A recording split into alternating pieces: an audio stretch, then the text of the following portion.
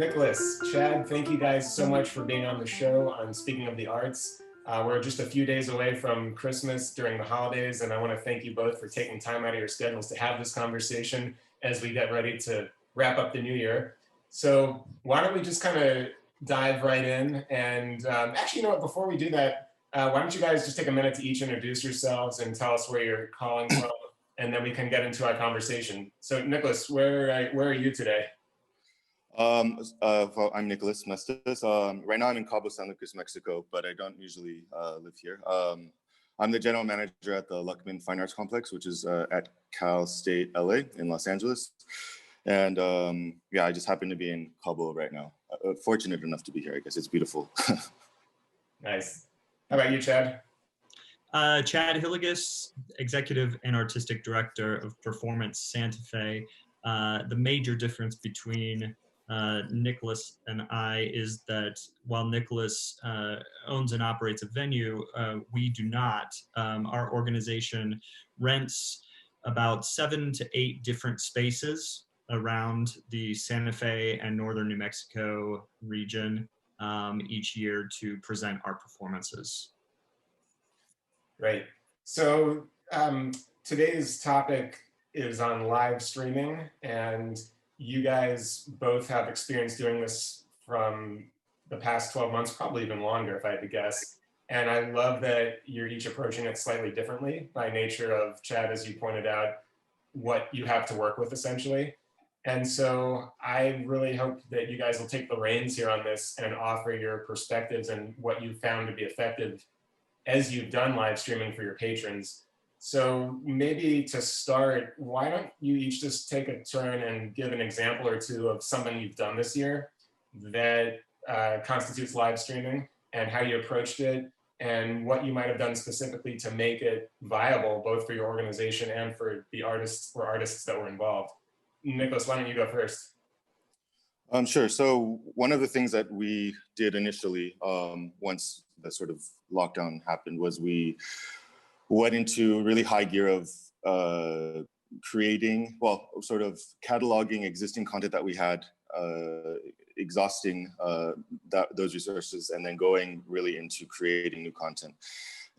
We created a series called, which is just called the Virtual Experience series. And it's basically a mix of performance and interviews with artists of different sort of, well, it's all been music and dance so far, but we're working on other avenues. And it's been a great project so far. We've gotten a lot of great feedback. We've learned a lot. We've had a lot of hurdles and stuff, and how to make it viable, how to make it work, and then working around and with the guidelines that seem to change every day in LA and the other places that we filmed. I also got creative with our partnerships to make them really happen. So one example is we worked with a local artist in LA who's doing very well for herself, named Sancha. And we filmed that at the Luckman very, very early on when we were still allowed to. And it did really, really well. And we used that as like a template to build and share with other agents and artists. And eventually, I mean, the last one that premiered was Lila Downs that we shot in her house in Oaxaca, Mexico. So I went to Oaxaca. We had a small crew that was there. We had, with very strict sort of guidelines that were in place, not only by us, but, we were entering her house.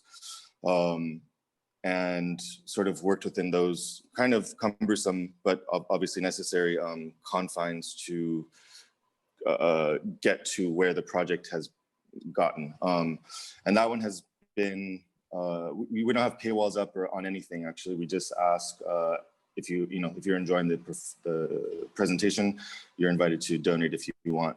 And increasingly people are doing so. And we've gotten a couple, like some write-ups in the LA Times and other things as well, just mentions about things happening that have really catapulted our viewership. I think the last time I checked, our Lila Downs one was a little under 30,000 views, which is pretty huge considering we also filmed one with Wicca from Spain in Miami, and that one that was kind of our first big one that, and you know, at this point with that one, we were at about 18,000. And so the numbers are increasing as people find out about it on a per day, a post premiere basis, pretty sort of significantly. So that's exciting. But again, well, I guess we'll talk about this later. The viability of it in terms of finances is solely based on the hope that people will contribute and you know, using some of our existing trade partnership that we had carried over from last year that we didn't use. I mean, we've kind of exhausted those at this point, but and also other you know, creative ways of making things happen. I was able to get my flight covered, for instance, via a family connection with an airline and things like that that I wouldn't normally even think about needing to do, but it's been great and it's made everything very, very possible because of the sort of slim pickings of resources that everyone is faced with right now. Yeah, I was going to ask you, you kind of alluded to this, but the examples that you gave, those were not streamed live. They were recorded and then offered as an event post-production. Yes, exactly. So those ones we have done a couple live streams, but they're pre-recorded live basically. So it's as if it was on TV. We use I think it's called Restream. It's like a plugin with their Vimeo platform that we use. But like it starts we did this with ABT, for instance, that we did not create that content. It was existing sort of content that was pieced together. And it started at 8 p.m. Eastern and 8 p.m. Pacific, but you couldn't rewind, you couldn't fast forward. It was as if it were like on television and happening live. And that was basically, we need to do that with the non-original content because of licensing stuff and with the songs that are played and things like that. That I guess it's just part of the agreement with the owners of the song specifically. It's less to do with, funny enough, like the company that is performing on stage, and more to do with the music that they're listening, that they're playing, dancing to. Gotcha. Chad, what about you? What have you guys done this year that's you found to be effective, or what have you guys learned from doing this year? Yeah, so we actually had never done any live streaming content before probably midsummer. In fact, our first venture into this was when we pivoted our major fundraiser of the year, our annual gala, to a virtual format in mid-July. So that was our first entree into this, if you will. And it was new for a lot of our patrons. I think the demographics are significantly different between Santa Fe and Los Angeles, for instance, especially on a university campus, and the tech savvy, the comfort level, if you will, with the patrons is very different. So it required a lot of communication and technology education for our patrons. But it also, what we've done since then has allowed us to develop an entirely new audience, which is fantastic. And what we've seen since July, for instance, is much savvier audience now. But with that comes higher expectations from the audience. You know, in early on, you know, in July, people were just grateful that we were trying anything. And they were pretty forgiving if things went wrong. Now, 9 months into this, people are a whole lot less forgiving. And we've had to step up our quality and step up the level of audience service that we provide. Revamp certain areas of our website and build completely new embedded forms and FAQ pages on our website. So that's been an additional cost. You know, we've really invested time, money, and energy into educating our audiences so that while we can build new audiences, we aren't leaving our existing audience behind. So all that being said, what we decided to do after the success of the gala, and let me just say, just to give you some numbers here, our typical live in-person gala for us, we see probably maximum 200 people. in attendance for that. For our virtual gala, we used live stream. It was a pre-produced concert that we basically did what Nicholas is referring to as a simulated live event. That you load up into the studio program through livestream.com and hit play and hope that your internet bandwidth stays strong throughout the remainder of it. But we had, for the virtual gala, we had 2,000 viewers from 14 different countries. So it really, the silver lining in all of this, and Nicholas will most definitely agree, is the broadening of our audience and the broadening of our donor base outside of our local area and our local impact has been pretty incredible.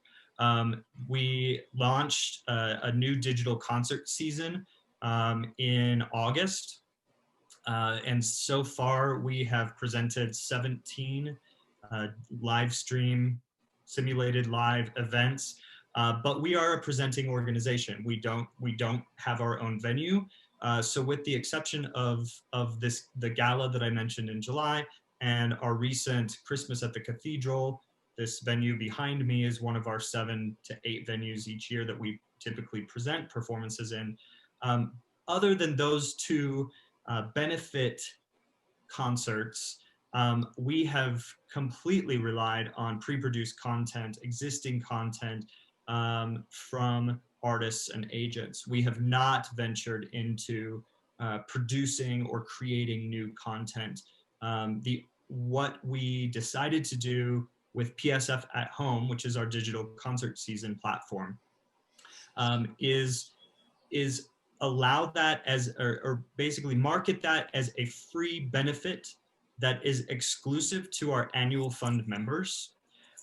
So it is free content, but you do have to become a member of the organization in order to access that content.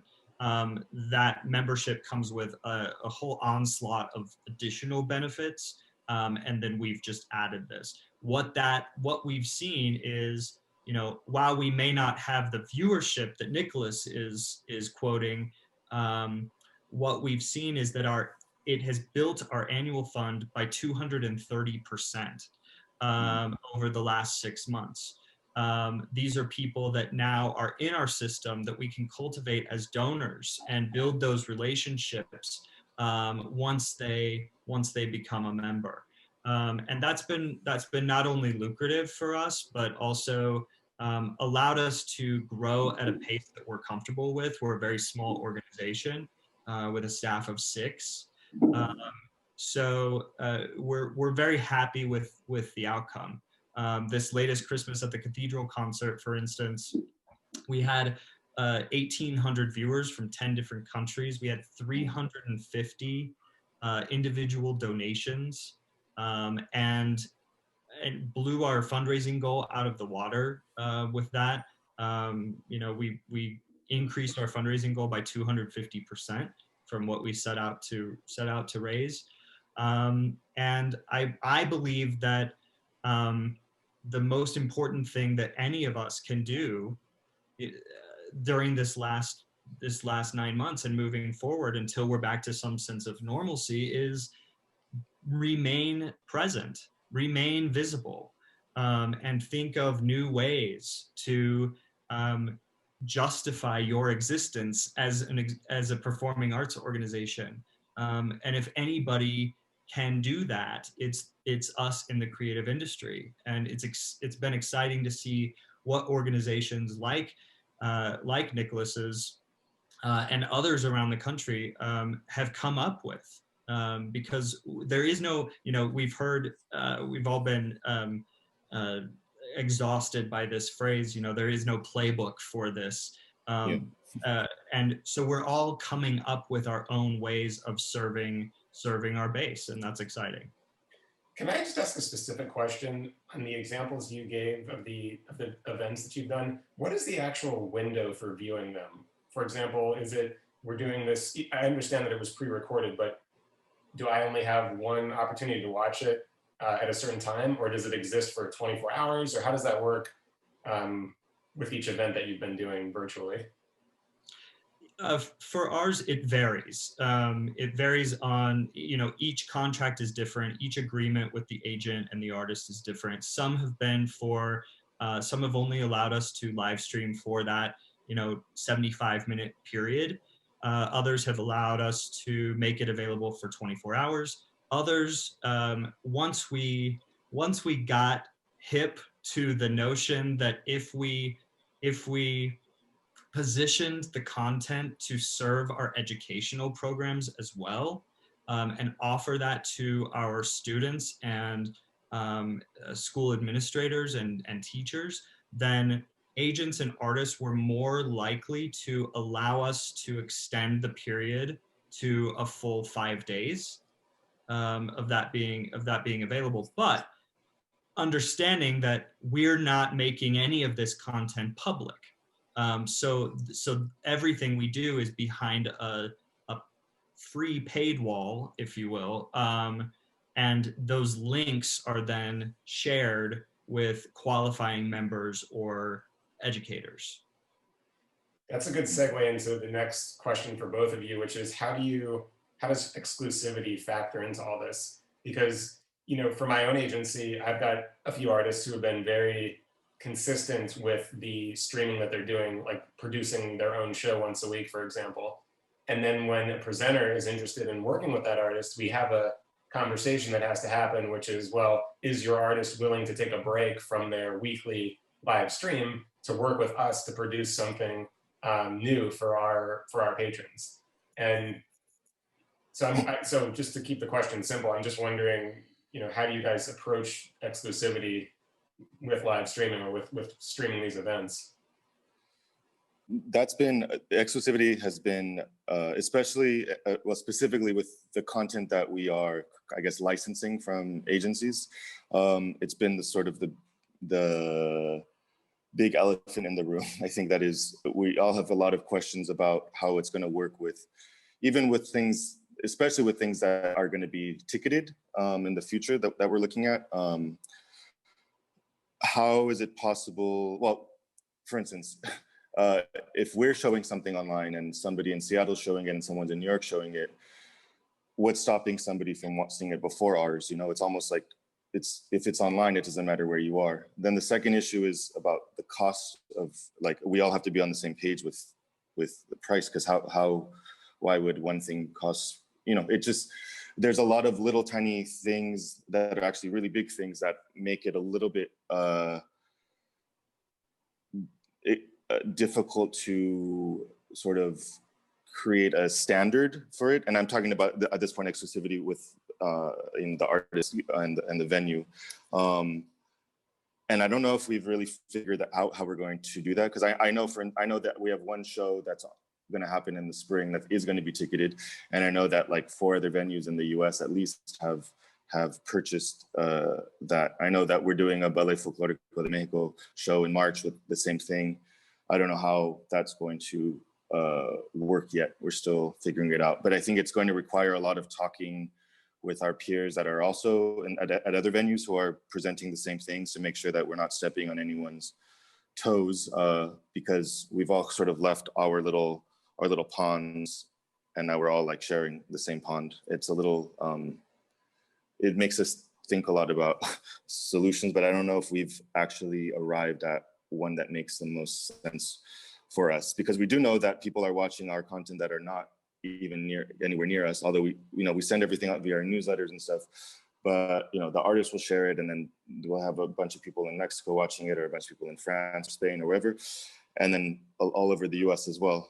So it kind of, our net is a lot bigger than it was when we had live shows. And even talking to agents, I think they are wondering the same thing. I've had a lot of conversations recently with agents where they're asking me questions that I would normally be asking them about how we're going to make it, it's kind of like we're working together to figure out how this would work for everyone. I've been talking to agents more than I've ever needed to, really, trying to just figure out how this is going to happen, because we didn't have even like boilerplate contract language for these types of things about how, you know, it's not really presenting. And it goes into a lot of other things, even with besides this, things like state taxes. Do they pay state taxes? They're not really performing like in the state, but we're issuing all of these questions that we've never had to confront are being brought up. So yeah, I think it's just we're sort of learning as we go along, but there's a lot of discussions on these, you know, group email things, but yeah, it's I don't know, I guess my long answer to that is I don't really know how it's going to work in that case, but we'll figure it out. Yeah, Chad, how have you guys been approaching that? For me, exclusivity is not an issue once we get outside of the state of New Mexico. So if, you know, for instance, we launched with an 8-part series in partnership with the Chamber Music Society of Lincoln Center. And that was the first, you know, our first programming entree for PSF at Home. And it was incredibly successful. It was all existing content that Chamber Music Society of Lincoln Center had already shown and presented to their base, which is much, much larger and more national than our base here locally. But you know, as long as there was not another presenting organization within the state of New Mexico presenting that content, I don't care if a presenter in Colorado is presenting that same content, because my focus is the people who are following what we do, and the people who are following our brand, and then the people that we're reaching in other states or other countries are finding us through our paid social media campaigns that are targeted to those audiences. So I'm fine with somebody. I guess I don't have any issue with somebody, you know, finding our Chamber Music Society of Lincoln Center content and going to CMS's website and making a donation to Lincoln Center, because you know, we are all in this together, and you know, I think it's fantastic if they find additional support. But the fact remains that we are the ones continuing to present that content that exists. So I think our local audiences are quite grateful and appreciative of the fact that people like Nicholas and myself are taking time to, you know, curate a season for them to be able to go online and not have to search for high quality content. We're doing that for them. It's this, you know, it's similar. It's comparable to what we do for a live season. So yeah, I don't really have an exclusivity chip on my shoulder, I guess. Do you think though that agents do? Like, are you getting questions from agents about other venues? I guess not so much them, with the concern that a smaller venue, for instance, might be hesitant to do something if a bigger venue is going to do the same thing, because they're going to have, you know, a louder presence and thus attract probably even their audience beforehand. Yes, I've had that conversation with agents. It hasn't been an issue thus far. I mean, for instance, a good example, one of our most recent presentations was a Jeremy Dank recital, piano recital that he specifically was commissioned to produce and record for the Celebrity Series of Boston, which is, you know, a slightly larger organization, but very similar business model to Performance Santa Fe.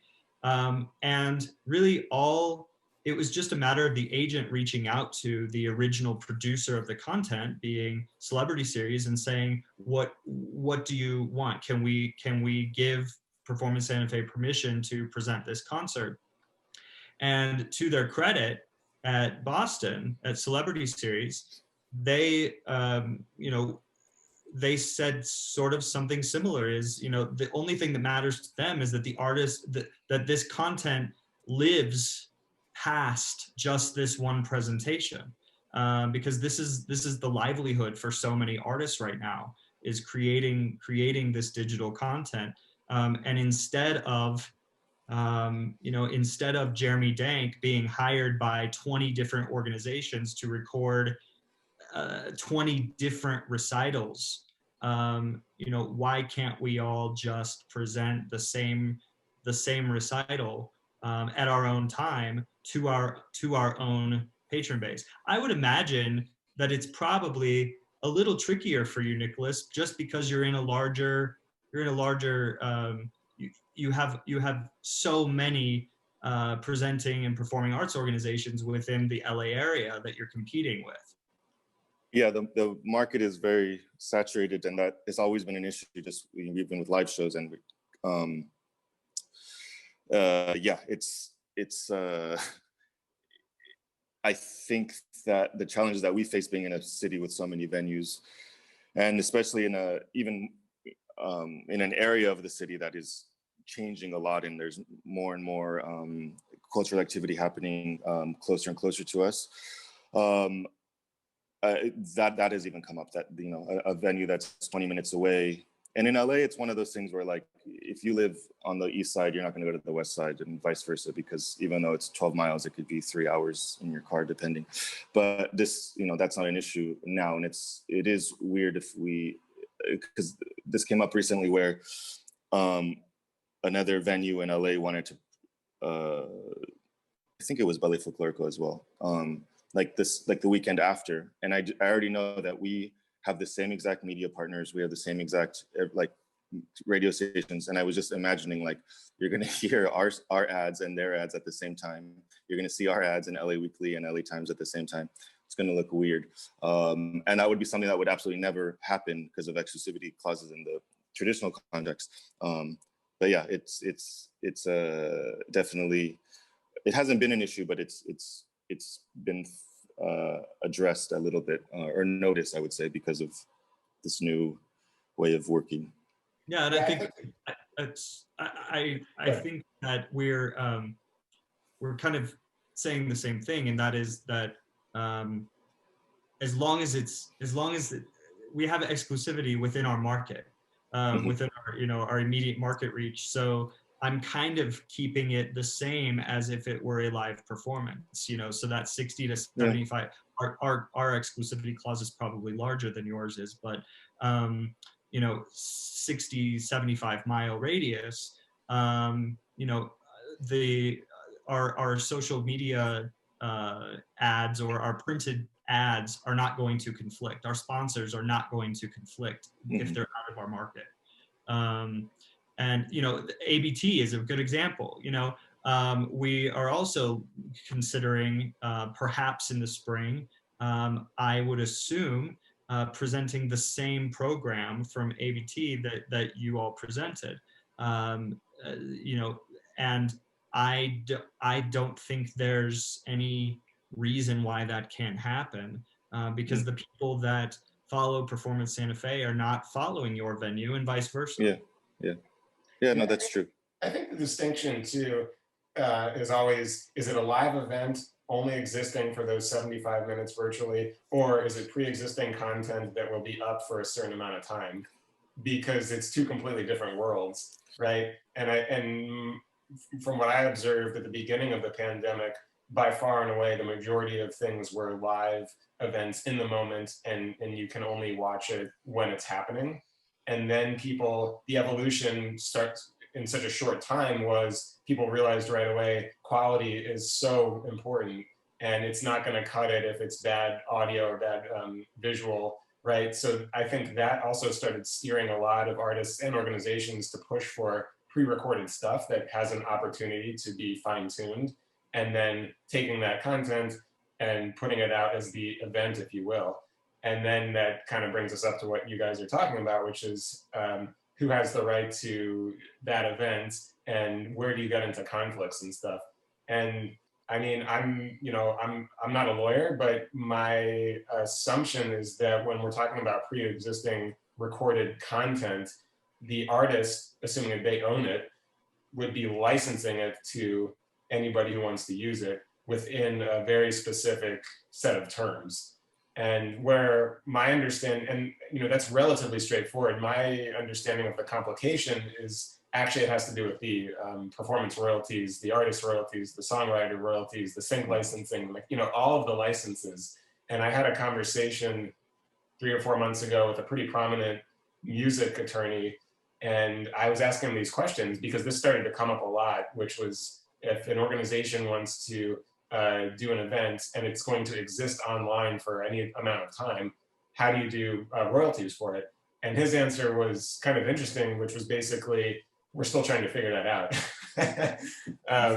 Because it's very specific. Like, is the artist doing a cover song? Is it their own song? Is it, all of these things which have to be taken into consideration. And then the question is like, who's actually paying the royalties? Is it YouTube paying sort of like a blanket royalty to the rights agencies? Is it the organization that presented him? Is it it's really complicated. Yeah. And so we could probably talk about it, indefinitely, but I do hope that any existing content that is still up that was made exclusively for an event comes back to the artist in some form or fashion, or they were wise enough to either themselves or their agent or their lawyer put it into the agreement that these royalties do have to be accounted for at some point, because a lot of us don't have experience with that in the live world. It's another thing we've all had to adjust to, right? Definitely. Yeah, so neither of us want to say anything about that. Yeah.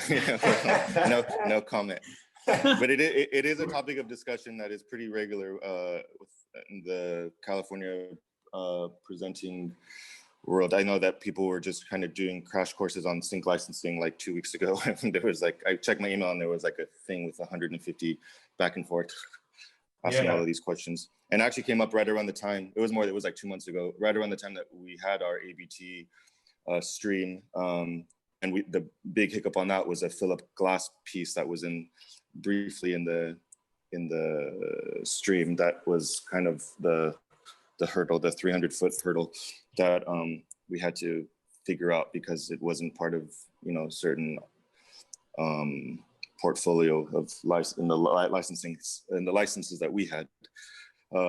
But yeah, it's been interesting to say the least. Yeah, what do you guys think about in sort of whatever the post-pandemic environment is going to look like? Meaning, when we can do live events again with people, do you think live streaming will still make sense to do, whether it's pre-existing content or it's live streamed events? What do you think? I think we learned from this that the original content that we're creating is something that we will, I think, continue to do because it's very engaging. It's something that, and then we will kind of, our hope is to kind of work it into, and we kind of do have this worked into our existing contracts already, where we get a little bit of time with the artist. So sort of, we'll just convert it to like a backstage type of thing that we used to do in the past more so.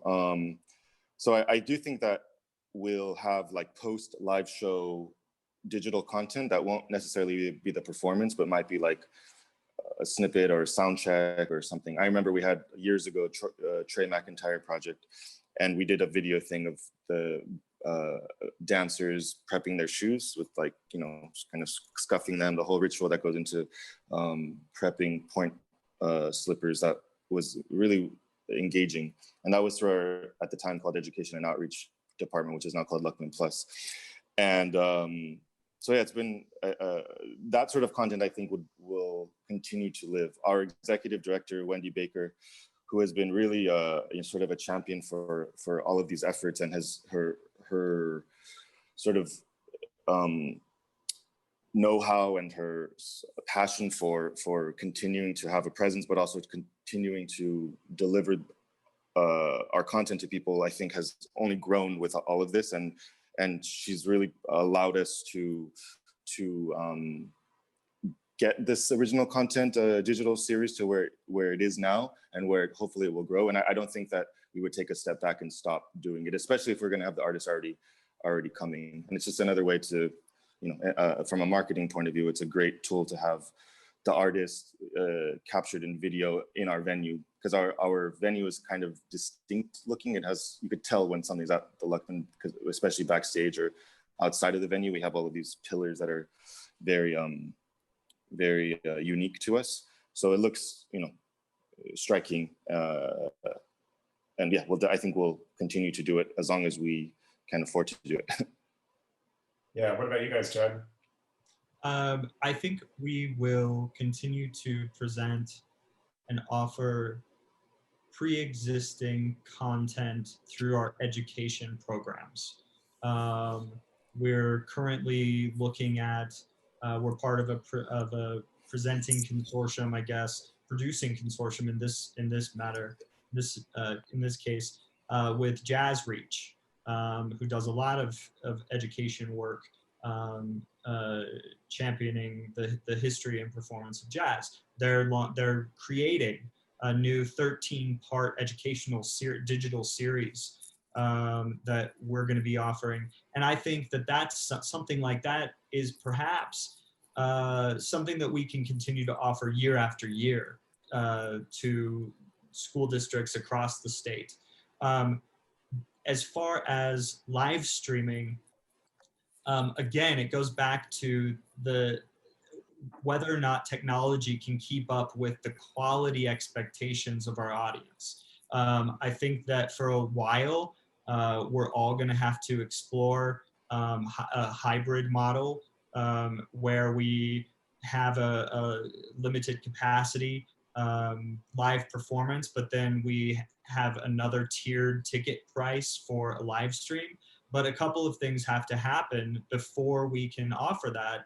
And it means that a lot of these venues that we rent are going to have to spend some money to upgrade their current video equipment.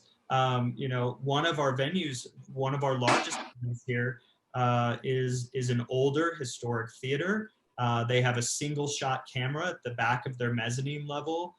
Not super high HD quality, that is historically only used for archive purposes.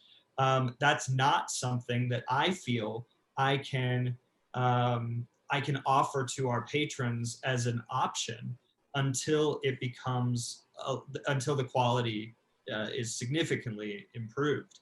And then we have other venues that don't have anything like that in place. So it would require a whole other cost, whole other expense of bringing in a film crew, production crew to live stream a performance in some of these venues, like for instance, the cathedral behind me. So I think that is coming, but there are a lot of things, a lot of improvements on the technology side that would need to happen. That's a good segue to one of the things I wanted to ask you guys about. So this week, I'll just date our conversation. Today's Wednesday, and Monday, the whole nation, whether you work in the arts or not, was excited because we thought this really much needed stimulus package was going to be passed, and you know who has held it up. I'm bringing it up because within the stimulus package, for the first time since I've been alive, is a special bill for the arts industry, providing $15 billion of funding.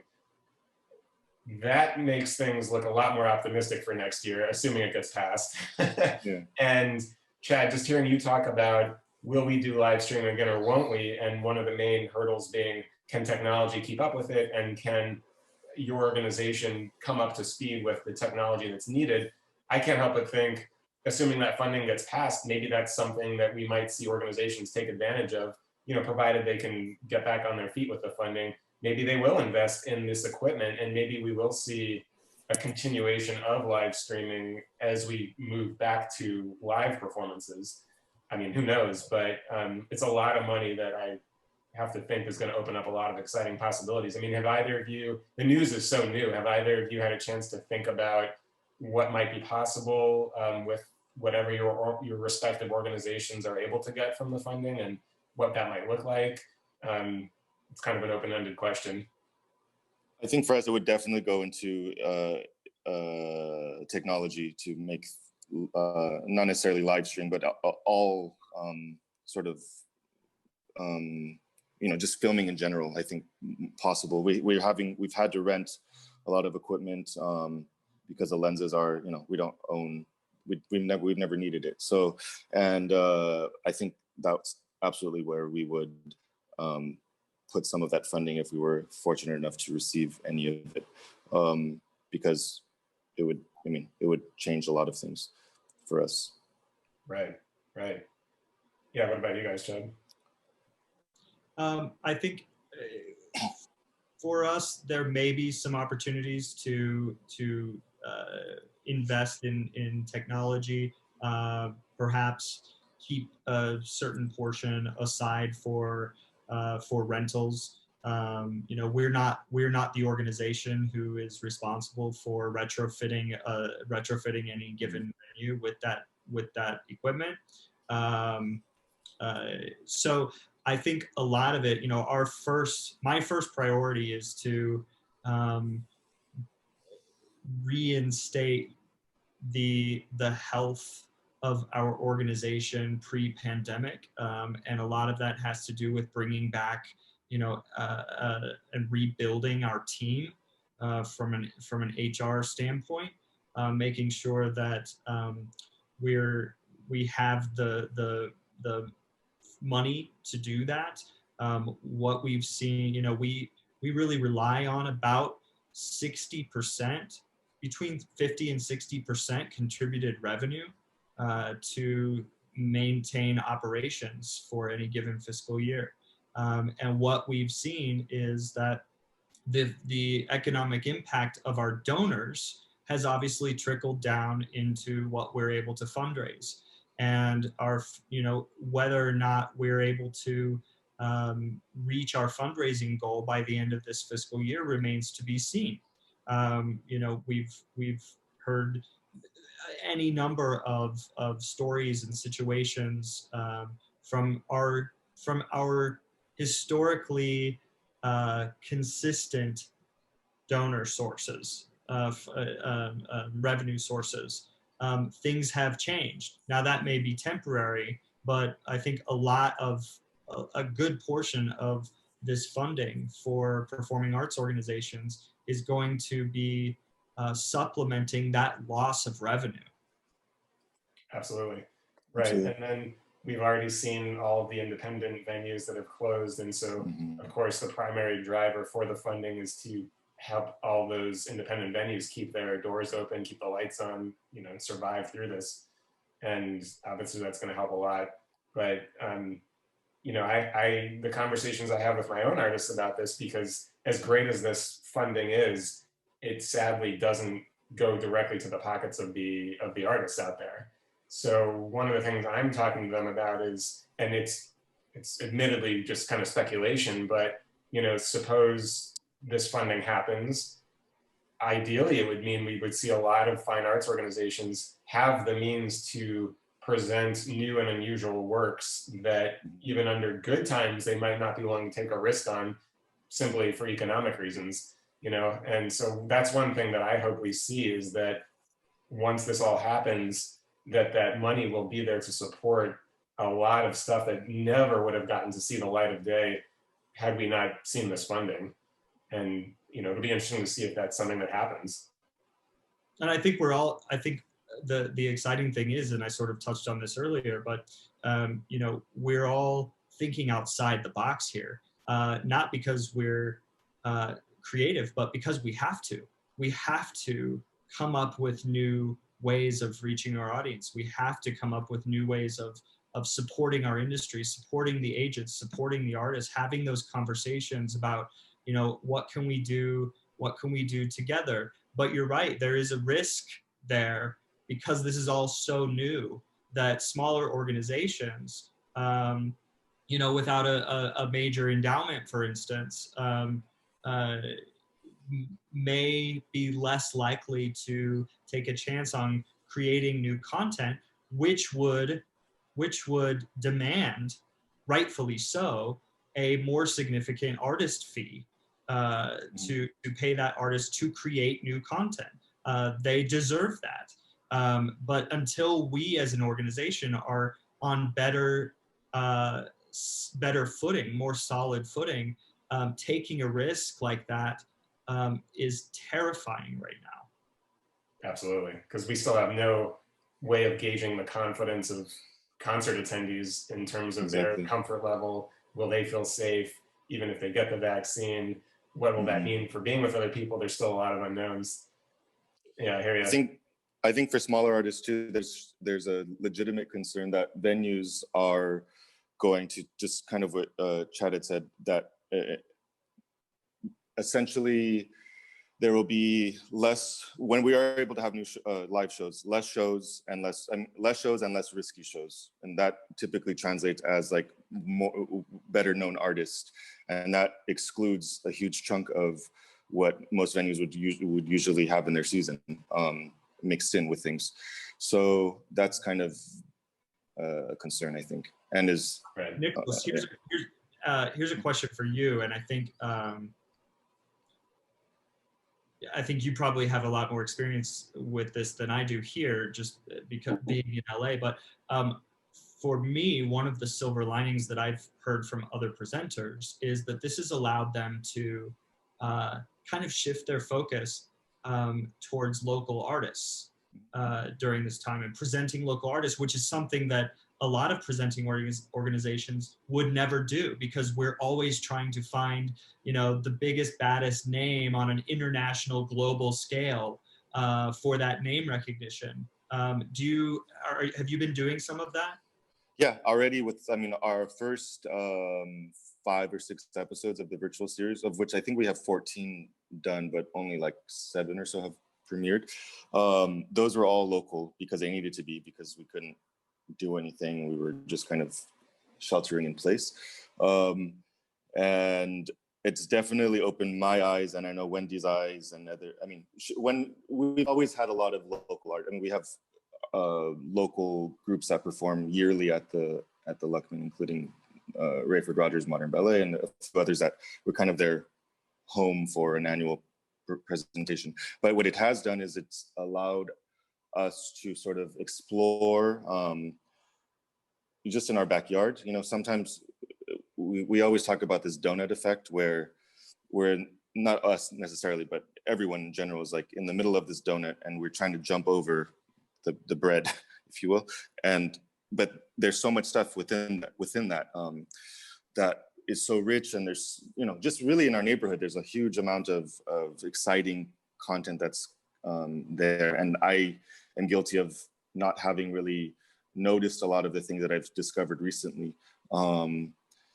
And, I think it will absolutely, we one of the venues that we have is called the Intimate Theater, which is about a 200 seat black box space that is a little hard to use sometimes because of just the economics of it. It's, it's difficult to make sense. So we typically use our larger venue, which is about 1,200 seats. But this has made us think of new and exciting ways that we can activate that space on a more consistent level, using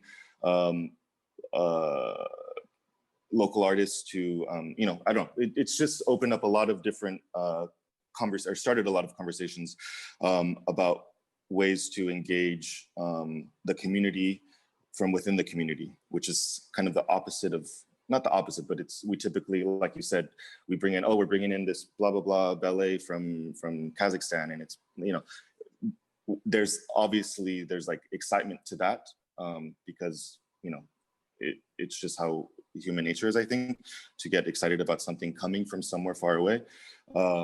But there is a lot of, there are venues in Kazakhstan where probably bringing these local artists from LA to there. So, you know what I'm saying? Like there's this wealth of culture and exciting things that are happening in all of our neighborhoods that we've definitely noticed recently, more so than ever, I think. Yeah. We've covered a lot in the last almost hour now. So I want to, before we wrap things up, I just want to I want to thank you guys again for your time, but I want to ask either of you if there's anything we haven't really covered on these topics that's worth mentioning that people listening might benefit from, or if there's any other food for thought that you want to put out there before we wrap this up. My one recommendation to anyone that is working in presenting, which I learned very early on, is like start conversations with agents that you think you normally wouldn't have. I think some of the most beautiful things that have grown from in terms of content have been from very, very, very kind of back and forth, really texting agents like as if they're, you know, close, very close friends, now they are. And that sort of back and forth, because they know what's possible on their end, I know what's possible on my end, and it's just sort of fast tracked all of these things. We're all looking, I mean, they're just early on, we're just as, you know, how are we going to do this as we were. So that was a new thing for us, just sort of throwing everything, you know, the formal offer letter sort of method out the window and saying, okay, listen, we need to figure this out right now. Let's think of ideas. What do you have? What, like, you know, send me all these things that you have, and let's see if our editing guy can put it together in a way. All this back and forth. It's been really, really nice to work that way with them, because it's been mutually beneficial, and it's strengthened our relationship with a lot of agents. Yeah, we're definitely in the relationship business. Yeah. What about you, Chad? Any final thoughts? I guess don't be afraid to try something new, and that's sort of what Nicholas is saying, I think, with new conversations with agents and artists that you wouldn't normally look at. But you know, I think early on in this, I was putting a lot of pressure on myself to come up with some brilliant solution to the world's problems in the presenting field. And I think there are a lot of people that I've spoken to over the last 9 months that were doing the same thing. We were all like scrambling, even, you know, the titans of our industry, if you will, the people that have been doing this for 30 years, that we all historically have looked up to as mentors, were scratching their heads going, we don't know what the answer is. Yeah. We don't know how to do this. We've never done this before. We've never been faced with this challenge, this magnitude of challenges before. So I think it's, for me, it's taken me several months to give myself the room to try something new and not be afraid of failing, because if I fail, it's not my fault. There's no, you know, going back to, again, and I hate the fact that I'm now saying this twice in an hour, but there's no playbook for this, you know. So we're all creating something new every single day. And while that's exciting, it's incredibly stressful, it's incredibly emotional. So I guess, you know, if you're asking me for a piece of advice, it would be take care of yourself. Like, take care of your mind and your heart and your soul, and give yourself, you know, forgive yourself during this time, because there's no right or wrong way to do this. Nothing that Nicholas and I have said is particularly profound in any way, and I'm definitely not an expert on any of these topics by any means, but we're all trying, and we're all just doing the best that we can right now. For sure, yeah. I'm glad you touched on that. You really have to give yourself permission to step back and acknowledge, are you lucky enough that your health hasn't been affected by this? You know, and kind of, you know, 24 hours at a time, and not think, especially like you said from the onset, that within 2 weeks you're going to have the solution that the industry needs. And I've had a lot of conversations with other people on all sides of the table in this chat who have said the same thing. And, you know, but I also think that's sort of it's a testament to the, you know, the resilience of our industry, that it's always, even during good times, it's always a hard thing. And the sheer passion for the arts are going to get us through this. And that desire for that live art and that live performance is so strong that we've seen people come together who never would have come together. By way of example, in March, there's an organization I'm in now called the National Independent Talent Organization, which is kind of in tandem with the National Independent Venue Association. And my organization, NIDO, you know, we have biweekly calls with probably 150 or more now, other independent agencies that, for the most part, since I've been doing this, you know, you're cordial when you see each other at conferences, but you know, it's very competitive. So the fact that this has brought us together, literally brought us together, and I've befriended people who I've only known from across the hall previously at conferences, has actually been a really wonderful thing. And that never would have happened without people having that desire to not just take care of themselves, but also take care of each other and figure out a way to get through this. So there's definitely been some silver linings for sure. Yeah, I mean, on that note, I'm good if you guys are good. Anything else? Yeah. And I say thank you so much for having us. Yeah, my pleasure. It's really good to talk to you guys, to see you and meet you both virtually. I hope your holidays are good, and you know, let's stay safe and hope that this Save Our Stages Act officially passes before December 31st. Absolutely. Yeah. All right, guys. Great. Thanks so much. Thank you. Yep. Bye. Take care. Bye-bye.